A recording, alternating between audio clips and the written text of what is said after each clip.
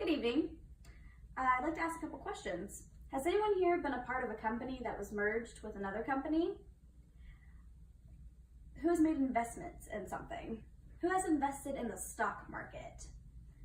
Investments are important, but what happens when you invest in one thing and it ends up going to something else? What happens when your money is going somewhere you didn't plan on it to go to? What can we do as shareholders to come out on top of a corporate merger? For clarification, as stated in the corporate merger, What to Know When Companies Come Together, dated February 7th, 2019, when two companies come together or when companies find a benefit in combining business operations that will increase shareholder value. Mergers happen for a couple of reasons.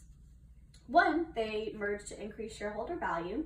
Two, merging companies can make a more profitable company. And three, it decreases competition. But what happens in a merger? So what happens in a merger typically is one company's stock will take over another company's stock, but this doesn't always happen on a one-to-one basis. Usually what happens is they're called fractional shares. So what happens is, for example, let's say the stock that you have, maybe you have $1 per share, and the company that's buying you over is $2 a share. So what they'll normally do is, or vice versa, let's say your company has $2 a share and they have $1 a share. They're called fractional shares, which is a lesser value in equity, which results in the splitting of stocks. So what usually happens is there's two remedies.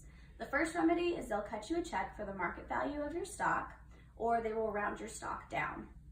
So what can we do as shareholders to come out on top of a company merger? Well, first and foremost, you can understand the buyout process. You can familiarize yourself with the company that's buying your company out.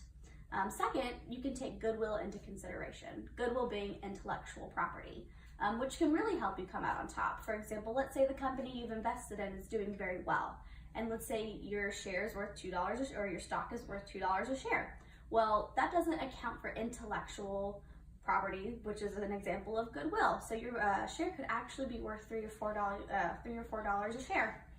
And lastly, you can take into account what the company stands for. Do they agree with your moral values? Do they agree with your political values? At the end of the day, this is your money and your investments, and your vote counts. You can choose what to do with your money. Thank you.